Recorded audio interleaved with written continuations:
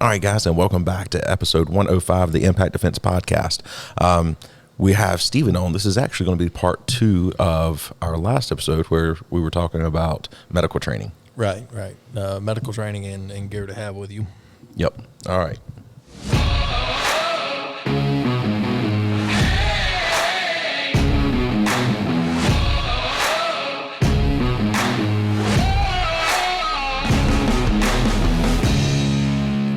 Okay. So real quick before we jump back into our previous conversation, let's not forget about the official fuel of Impact being Blackout Coffee. When we had a break, we actually finished up filming the last one. Steven did have some. I'm just kind of curious. Oh, yeah, it was awesome. What did I have? The chocolate-covered cherry? Yeah, the chocolate cherry. Yeah, if you like chocolate-covered cherries, it's awesome. If you don't, you probably think it's gross. Yeah, that's true. Yeah. But either way, it was just really good. I feel a lot more focused, and it's just really high quality coffee. Yeah, and and you don't have to shill for communists like you do for Starbucks. Well, you can go to impactgear.live/coffee. Mm-hmm. You can get it there, but you can also just go straight to their website, blackoutcoffee.com. Use the coupon code ImpactDefense, get you 10% off. Yep. All right, guys. So we're going to hop right into back into our conversation. Kind of the first thing, dealing with massive hemorrhage, tourniquets. Now, personally, I'm a tourniquet snob. If we're talking about dudes that are really, really well-versed, they won't have to listen to this podcast anyway. But this is more of a why you need instead of like all of the stuff anyway. Yeah, so when it comes to tourniquets, for me, TCCC approved, Tactical Combat Casualty Care approved. Essentially, it's just kind of the guideline for medical response for the military and stuff like that. Me personally, if it's not approved by them, I will not use it as a primary tourniquet. Yeah. Not at all. These are the ones that are, nothing's guaranteed to work. It's a man-made product. They're all subject to failure. But, these are the ones that are cleared for standardized military use. Yeah. So this one's a soft TY. This one's a Generation 3. I like the Generation 4 a little better. These fold up. If you're going to carry one piece of like medical kit on your person every day, it should be a tourniquet. Yeah. Anything else is much more easily improvised. This is the hardest thing to improvise. Because I hear all the time people say, well, what about using a belt as a tourniquet? And I was like, it's hard to get the pressure you need when, Yeah, like that's a really cool thing for a movie, but, Yeah, that's awesome. Like, so you can just die slower. You can hold it until you slowly lose enough blood that you pass out, and then you just lose the rest of it and you die. Yeah. Whereas, if you use one of these, it'll actually shut it off. And if you pass out, you may pass out, but like, it's shut off. Yeah. And don't get me wrong, you may need to, even with TCCC approved tourniquets and stuff like that, you may need to. It depends on people's blood pressure, and there's a whole bunch of factors for it, especially if they're really, really large. If you have a 700-pound patient who has legs like cattle, and it's all mush when you put that thing through, you're probably not going to be able to cinch the tail of this tourniquet up tight enough to where you can occlude that artery. So you may need to. It just is what it is. But as far as it goes, using a TCCC approved tourniquet and using it correctly, which means having some form of training on the use of the tourniquet, is definitely much better. There's other tourniquets out there. There's like RATS tourniquets, which I'm not a fan of the RAT tourniquet. I'm not a fan of RAT tourniquet either. Yeah. There's the Recon tourniquets and stuff like that, which are just like cat tourniquet knockoffs, which they're cool. Like I've got a couple of them in here. They were given to me, but like, I've got a couple of them in here, and they're kind of backup tournicets. I think I've got like 7 in that bag, just because. Active shooter bag. I got you. Yeah, like active shooter bag. So, I may need a lot of them. And it's better than nothing. But if you have the option, absolutely, TCCC approved tourniquets, especially, they run about $30 a pop. Yeah. Honestly, if people would spend on medical gear what they would spend on a firearm, you would have such a bougie medical kit. Yeah, I have often talked to guys who I got this like $1,000 gun that I carry with me every day. Yeah. And then you talk to them about the medical. Yeah, I didn't want to spend that much. I got this like $15 medical kit here. Yeah, and a lot of medical kits they're good medical kits that you can get online and stuff like that. But I just want to say, technically, the 1-inch piece of rubber band that's like 10 inches long that comes in a lot of the medical kits. Everything else can be awesome, but the tourniquet is like a 1 inch wide piece. Yeah, those are tourniquets for heroin addicts. Yeah, that's not for stopping arterial bleeding. That's for shooting up the sleepy juice. That's not good for that. So continuing with that, so coming back into the massive hemorrhage kind of side of things, gauze is important. Yes. Essentially I've got a ton of gauze in here. So essentially when it comes down to it, if you have an arterial bleed on a distal limb, you're going to tourniquet it off. And now I go as high and tight as humanly possible. Yep. A lot of people say like a hand's width away from the wound site and stuff like that. When you tourniquet anybody, they're going to hate you. Like, it hurts. It sucks. It's not fun. How likely are they to pass out during being tourniquet, like having the tourniquet placed? Now, I don't know if they're passing out from the tourniquet being placed or they're passing out from the amount of blood that they've lost, because it goes out pretty quick. Or passing out purely from the pain. Yeah, or passing out purely from the pain of the combined. Yeah, because when I was being taught like how to shove the gauze in the wound, I was over here like, that's going to be insanely painful, and they're probably going to try and hit me. Like, yeah, now they will almost always fight you. Yes. So I was, Brian was like, yeah, ideally you just kind of hope they pass out while you're putting the tourniquet on. Yeah, I was like, joy. Yeah, you shouldn't punch them in the face. But it'll also teach them not to do that. The fun thing is that ever since that happened, whenever we do our safety talk at the range, whenever we do concealed carry and stuff, and I was like, all right, now I need 3 of the largest of you to volunteer to hold the person down while I'm shoving gauze in their hole. Like, so it kind of comes down to it. Like, if there's a situation where you need a gun, right, and you pull your gun out, congratulations, you're the guy. Like, you're Mel Gibson in Lethal Weapon. you're John McClane. Like, you're Arnold Schwarzenegger. You're the guy, whether you wanted to be or not. You whip that smoke wagon out. You're the dude. Yeah. Same thing with a medical kit. If you're the guy that shows up on scene with a medical kit, congratulations, you're the dude. Like, you better know how to use that thing. If you're absolutely lucky, you'll have some like really good firemen or like a paramedic or like a doctor that's not like, it doesn't have like a doctorate in like basket weaving or like gender studies. He's like an actual like medical doctor or like a surgeon or something like that. If he's like, I need a doctor, and they're like, I'm a doctor, and he's like, what are you a doctor in? And like, oh, it's social science. And be like, why'd you stop? Like, do you see you should do some social science stuff somewhere away from me, please? But this sounds like it may have happened to Stephen. Yeah. Nurses that work in emergency medical units. Now, I signify nurses that work in emergency medical units because nursing can be such a specialized field. Right. So, like, it'll be like, oh, well, I'm a nurse. And it's like, cool.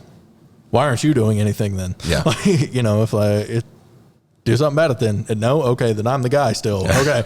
Like, you're technically more qualified than me, but you ain't doing anything about it. So, anyway, moving past that, if you skin this thing out, you're the guy. Yeah. Know how stuff works. So anyway, if they have anything on a distal limb, tourniquet it. Yeah. Easy peasy.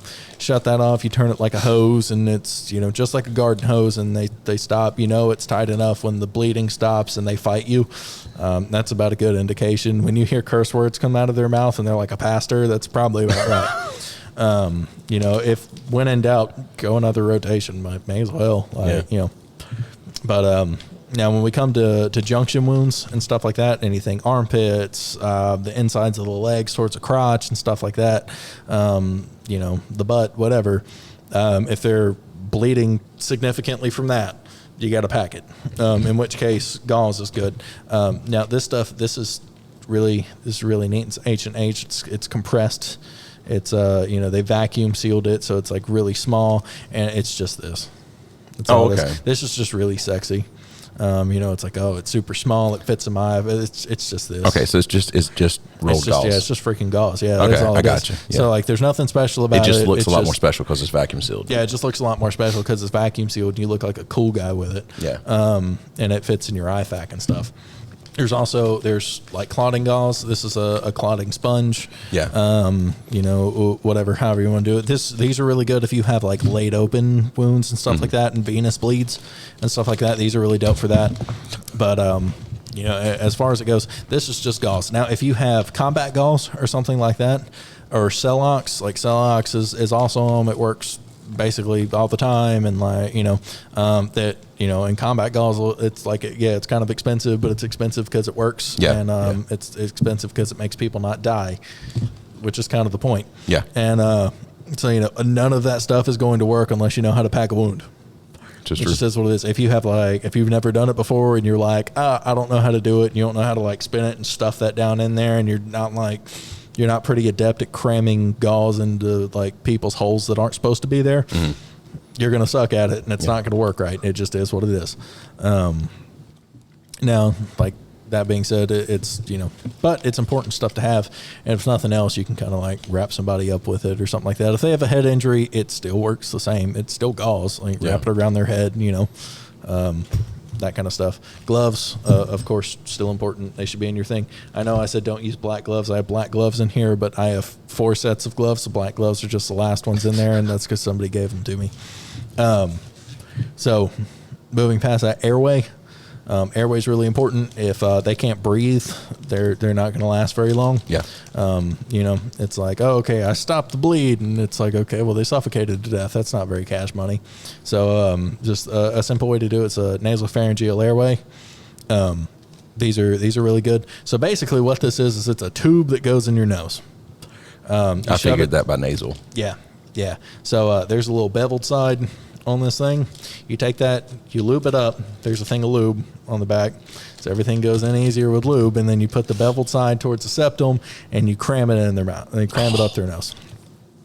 I'm sure they love that. I mean, will you let me do it to you for the podcast? No, I will not. You won't? No. It's messed up, Brian. Think about your viewers. No. I'll say, send him a lot of emails if you want to see me give him an MPA. He'll succumb to the peer pressure eventually. No, I don't. I don't. Peer pressure does not bother me. Yes, it does. He's just saying that. It's a bluff. Okay. Email anyway. Let's see. Yeah, email anyway. But so essentially, nasopharyngeal airway. Now, this is I don't remember what size this is. I think it's like a 28. Yeah, size 28. You can see it right there. Mm-hmm. Size 28. That's pretty standard for adult sizes. If you're bigger than that, it's not really going to bother you. If you're smaller than that, it'll still go.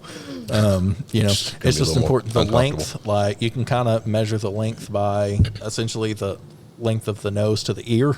So if like it's past that, if you put it too far in, it will gag them, and then they will vomit into it and then aspirate their vomit, and they'll die. Or if they have some kind of head injury, you may not want to use this, because if it causes a gag reflex, especially if they have like a cracked cranium or something like that, then the gagging can cause pressure inside the skull and kill them, or make things worse, cause hemorrhages, that kind of thing.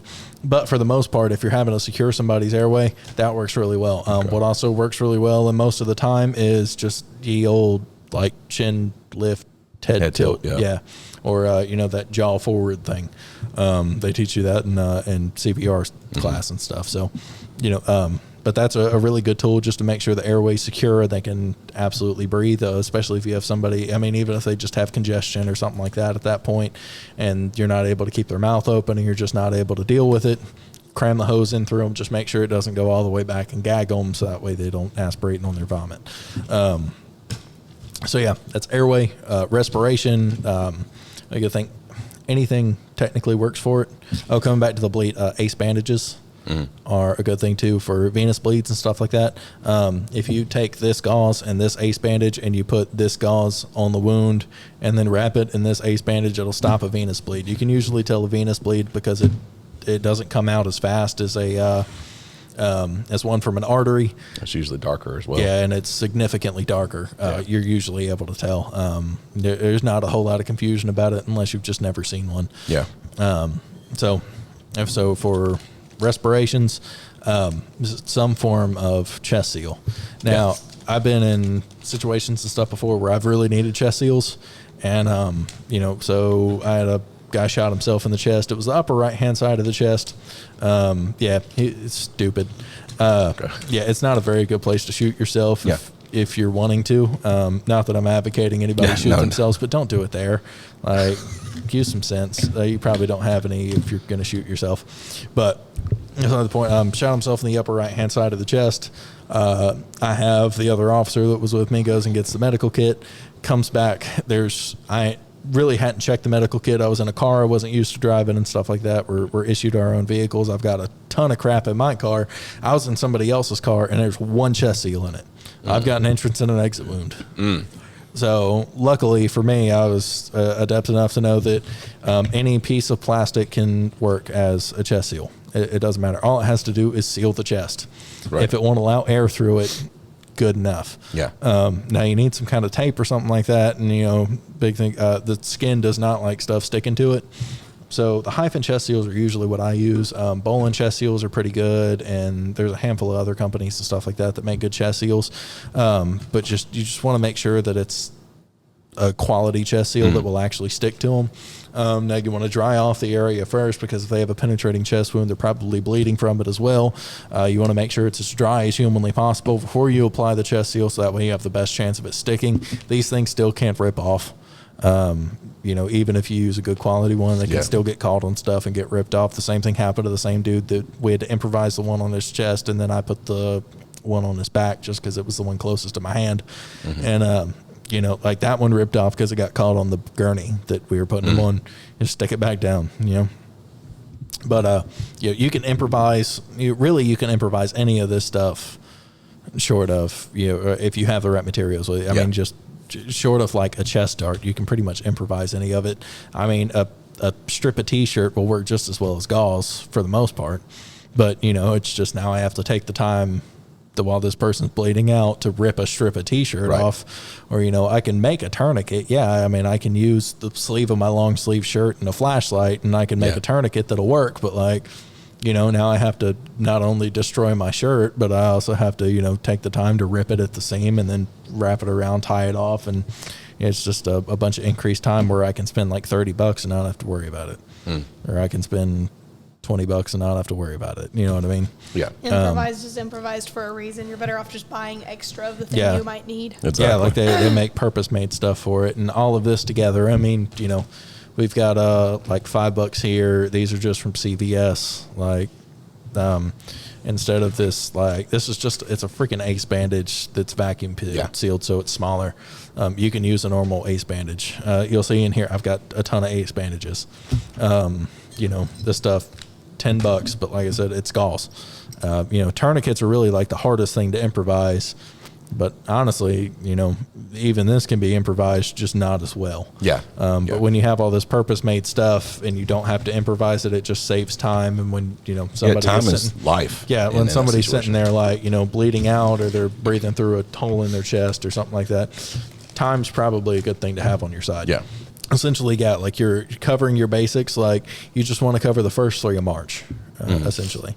So like massive hemorrhage, airway, and respirations. Yeah.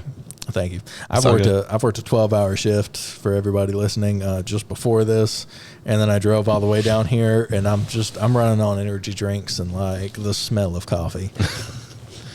When this is over, you can have your own coffee. I can.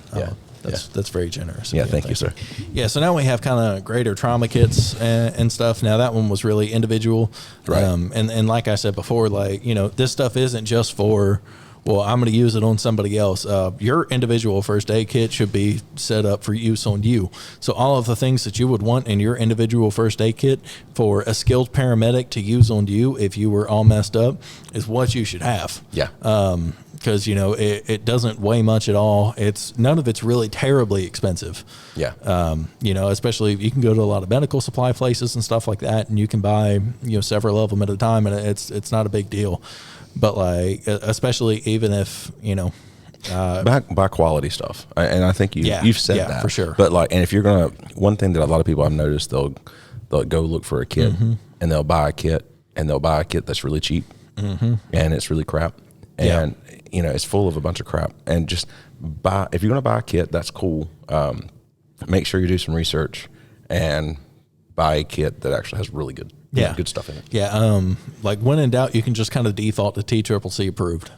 Yeah. If they have advertised their stuff as being tactical combat casualty care approved, then you're going to get something good out of it. Yeah. Now that's going to be more expensive, granted, but even still, like in the long term of things, people will be like, oh, well, I'll go buy 500 rounds of ammo, whatever, and you'll spend $250 on that, but you won't spend $100 on a good medical kit. Yeah. And it's like, that right there is even just adding it up in my brain is around $100. Yeah. And it's $100 for a lot of peace of mind. Just when you think about, there's first responders everywhere, there's firemen everywhere, you have paramedics and cops and stuff that are just around that may not have that equipment on them. Right. And if it's you laying on the ground and you're like, hey, here, and you could just hand it to them, that it'll make their life a whole lot easier. They're not having to improvise stuff then. So, really think about when you go to buy these medical kits and stuff like that, just be like, what would I want used on me, or what would I want used on my wife? What would I want used on my kids? What would I want used on, girlfriend, whatever, and just kind of base it off that. And it's worth spending a little bit more money, because it's not like a huge financial difference between like a cheap tourniquet and a nice tourniquet. Right. Like, you can get like the recon ones. Like, there's nothing wrong with the recon ones, but personally, I just don't use them for for primary tourniquets, just because where I may be a little bit more medically adept than the average person, I may be able to make that tourniquet work. If that tourniquet is having some kind of problems, or I'm not able to, or something like that. It's the same reason why I don't use the SWAT T tourniquets. Yeah, I'm not which are, like, they're great pressure dressings, but when you put enough pressure on it for it to act as a tourniquet, they just have a tendency to slip, especially when people are bleeding, which is the reason that you use a tourniquet. Yeah, like, blood is slick until it dries. Yeah. And so, then you have something slip, and a lot of guys are really able to make that work, and they're able to make it work, especially in a lot of units and stuff like that. They like them and stuff like that, but they're a lot better at this stuff than I am. Right. They do it day in, day out. They know how everything works. They probably use it in conjunction with something else, some kind of wound packing or something like that, or another pressure dressing. So it's the tourniquet isn't the only thing stopping that bleed. So just be mindful of you may not always be handing that medical kit to somebody who is medically adept, and it may be stuff that a novice will have to use. Right. And it's probably going to have to be used on you.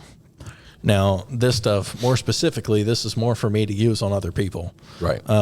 Just in general. Now, I got a little CZ Scorpion that I keep in here just because, it's good. But, especially stuff we're talking about medical emergencies, especially when we're on roadside.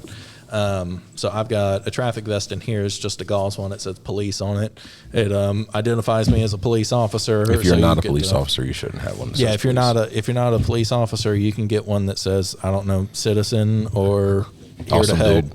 Yeah, or like here to help, or I don't know, maybe like it can say like, I guess I'll do it if nobody else is going to. Yeah, that seems like a pretty good one. Because by all means, if somebody else wants to do it, like, go for it. Unless they're really messing them up, I wouldn't really interject. Like, just summarize, say improvising. Yeah, but it probably shouldn't say police on it. I don't think the police will be mad at you if you have one that it says police on it, but just shouldn't advertise yourself as a police officer if you're not a police officer. Wouldn't that be a whole what you talking about, like the meme where the Spider-Mans are all pointing at each other? No. Why did my brain just impersonating is the word I was looking? Yeah, but I mean, in the same vein, if like me and Jada were out and we're out on the roadside, and I was like, here, put this on so you don't get hit by a car, and it says police, it's like it's different. But if you're like, hey, move, and they're like, are you the police? And you're like, no, it just says that. It's not really impersonating. Okay. It's just you just have a reflective vest that has words on it. Okay. But yeah, essentially this stuff will have all the same crap that one does, just in greater volume. Mm-hmm. I think I've got like 2 tourniquets in each of these pockets, and I've got pressure dressings.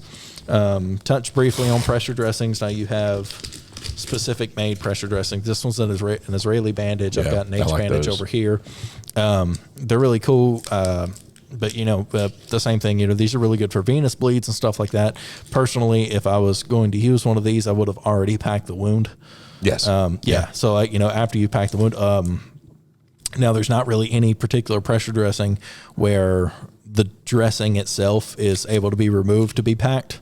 So these aren't essentially, these are just like a big maxi pad with an ace bandage wrapped around them. Mm-hmm. And if you have a maxi pad and an ace bandage, you have something almost as good. You can get a little bit more pressure out of these, but like, you know, it's not anything so like great. But I think these are like $15, so it's not that big of a deal. You can just get one of these and it makes you don't have to improvise.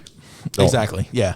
But, you know, if people are worried about it, like, oh, I don't have Israeli bandages, and an ace bandage will be just as good, you know, just as good. Extra tourniquets and stuff like that in the sides of these things. Now, one thing that's, I think is really important is more of a comfort item and stuff like that, but especially around now, it's like 40 degrees or something like that. Now, if you've got a patient who is now, you know, especially for bleeds and stuff like that, he's got less blood to move around. He's got less blood to keep him warm, less blood to move oxygen and stuff like that. This is just a Mylar blanket, just a rescue blanket. Keep them warm, especially if they're out here, if they're laying on the sidewalk. You know, that's going to suck the heat out of them and stuff like that. And it would really, really suck for your patient. You've done all this cool guy stuff and you got tourniquets on them and whatever else, and then they die of hypothermia. Mm-hmm. And you're like, you know, the nature's killer. Like, you know, it'd be like that sometimes. Hypothermia has been killing people since the dawn of the cold. Yeah. And so, you know, it's important just to have something that can kind of keep them warm, keep them, you know, keep them a little bit more comfortable. And if nothing else, it can just kind of wrap them up and keep everything in one place so they quit messing with it. If you can roll somebody up like a burrito so they can't really move their arms, they're not going to mess with their tourniquet as much. Yeah. And, you know, there's like always the kind of stop that stuff, but like, you know, it keeps them together. It keeps them up in one package so they can kind of get picked up and moved. It makes life super easy. Let me see. SAM splints are another thing too. Now these aren't like super duper important, but they're super cool though. Yeah, they are. Yeah, they're awesome. Have you ever messed with a SAM splint? Yeah. So essentially, what it is it's a flexible metal piece on the inside that when you bend a ridge into it, you know how like curtain blinds are rigid because they have like a curve. Yeah, and that's the only thing that keeps them rigid, because if they were straight, they would just be floppy. It's essentially the same idea, but this is just covered in foam, and so that way it doesn't like cut them. So you bend it out how you need it, you put the curve into it, and then you tape them up, and you create a splint for them. Now, one of the things that these are really really handy for is you can make neck braces out of them. So especially if you have somebody traumatic car wreck or whatever's going on, if they've suffered a fall, head injuries and stuff like that, you can kind of expect some form of C-spine injury and stuff just to go with it. It just kind of goes along with comes along with the territory. So being able to secure the head is another thing. You can basically just roll this out, and if you put it behind the neck and fold it down, you can secure the neck in place and you can tape over it. So around the neck and under the chin, I really don't feel bad about opening it because it's going to be the same. It'll roll right back up. Yeah, it'll roll right back up. It's not like one of those. It's not like opening any of these package stuff. Yeah. This doesn't have to be as sterile either. No, exactly. It doesn't have to be sterile. Nothing like that.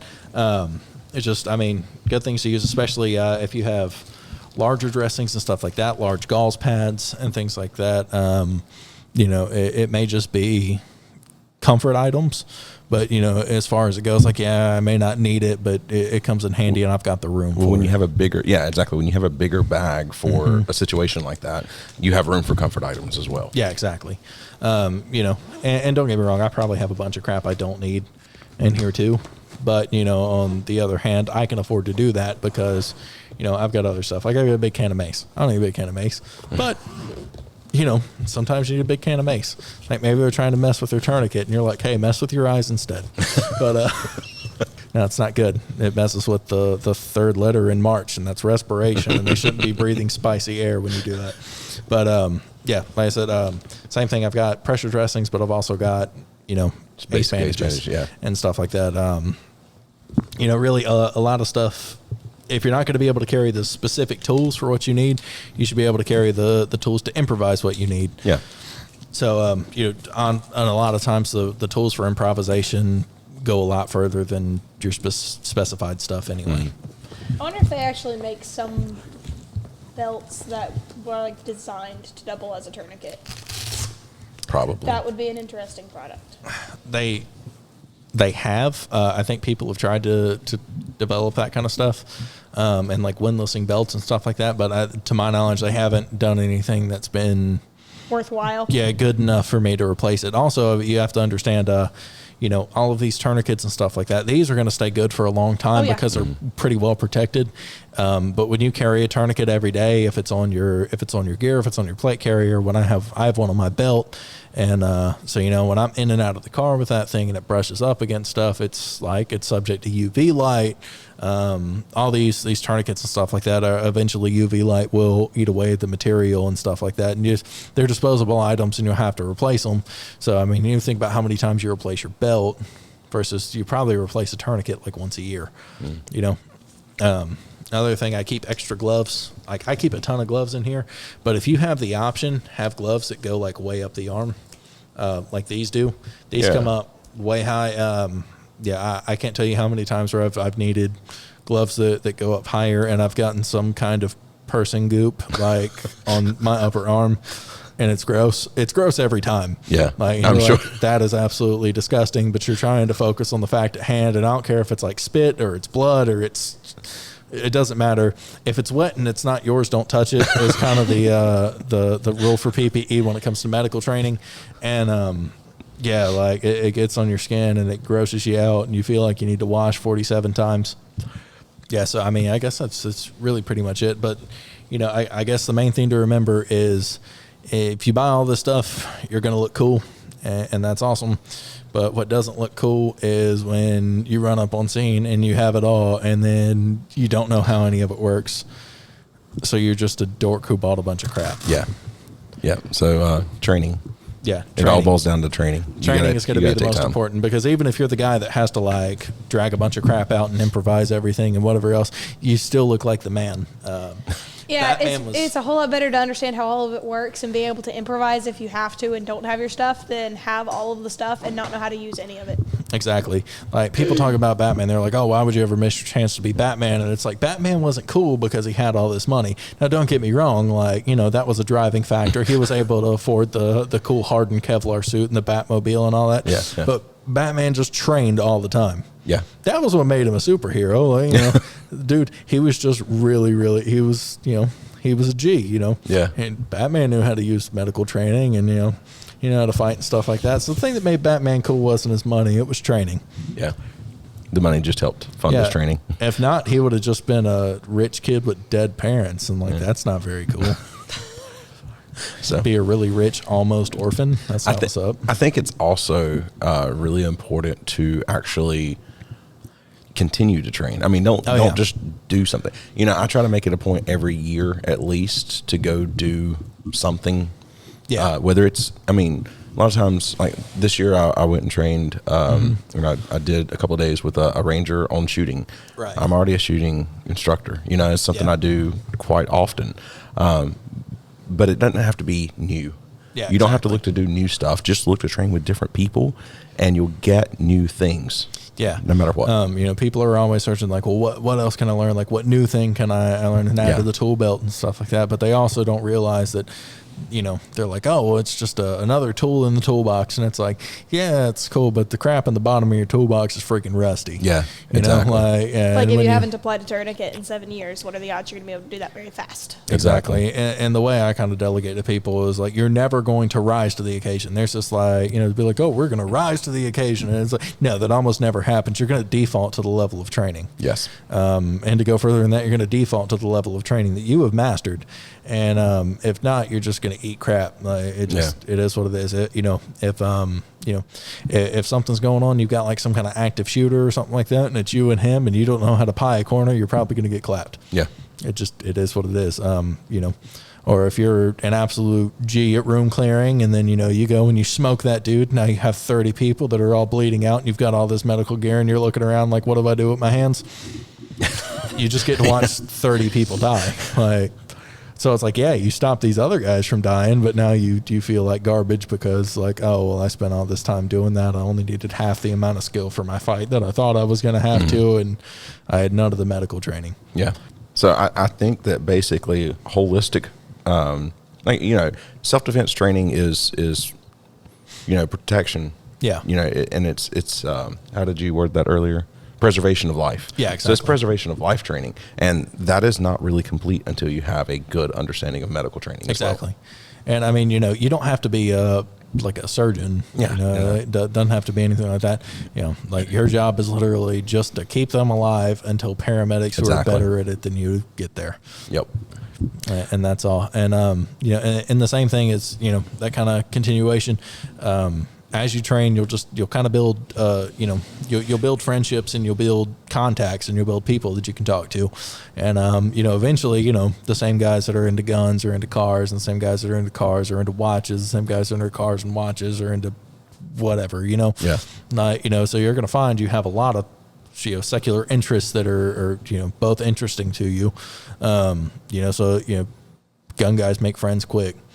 It doesn't take long at all. Yeah. And then you also have somebody that you can bounce ideas off of. And if you have a particular question, I've got a friend that was he was a surgeon in England, which, it still counts. Like it's a country that doesn't matter, but it's like, he's a doctor in New Jersey, but he was a trauma surgeon in England. And so, like when I've had questions, I've asked him and been like, hey man, like what's the deal with this, and this, or if I'm in this situation with this kind of thing, cause it's something that I had heard somebody else had to deal with, like, hey, what's the proper way to go about it? Or if I've got to move this patient or like whatever's going on, if I'm seeing these symptoms with them, like, what do you think I should do with that? So it's good to have somebody who's kind of a wealth of knowledge, who's better at, better than you at it. People that go to these things, talk to the guys that teach them. Even, like your stop the bleed classes and stuff like that are generally taught, especially if you go to, a lot of them will bring in paramedic guys that teach on the side, paramedic instructors, stuff like that, so a lot of the times if you just kind of talk to those guys and be like, oh, what's the deal with this, or can I ask you a question, or get their contact information, generally they're more than happy to answer your questions. Yeah. Or at least they'll be able to point you in the right direction. So, I mean, just the amount of knowledge that can just be passed kind of person to person if you have any amount of social skills. Now, some people don't. Yeah. Young guys especially, they don't. Sometimes you like, got a little touch of the tism, but that's okay. You send them a text. You don't even have to look them in the eyes, It's fine. All right. As much as we're enjoying this, we've already stretched one episode into two. We Correct. Are going to have to. I should have known that. We brought you in. It's going to be long sometimes. Yeah. So, Anyway, Stephen likes to talk, and that's cool. I enjoy talking to him. So, hopefully, it was somewhat informative. I think so. Okay, that's good. Some of the ones that we've had you on in the past, we've just kind of sat there and just rambled. Yeah. So I think this was like packed full of a lot of information. Yeah, that's good. It's just two black belts, ADHD fueled ramblings. It's just three. She's three. She just true. When you're here, I don't really talk. She doesn't talk as much. Yeah. So sorry. I try. I'm just here to be an extra body on the podcast. Yeah. And listen. Technically, it counts. We have 3 people. Yeah. All right. Well, guys. Real quick, Faith and Freedom. We haven't mentioned them in a while. Check out faithandfreedom.clothing. You can use Impact Defense coupon code, get 10% off. Help those guys out. Mm-hmm. Yep. And I think that's about it. So, we'll see you guys in the next episode. Thank you much.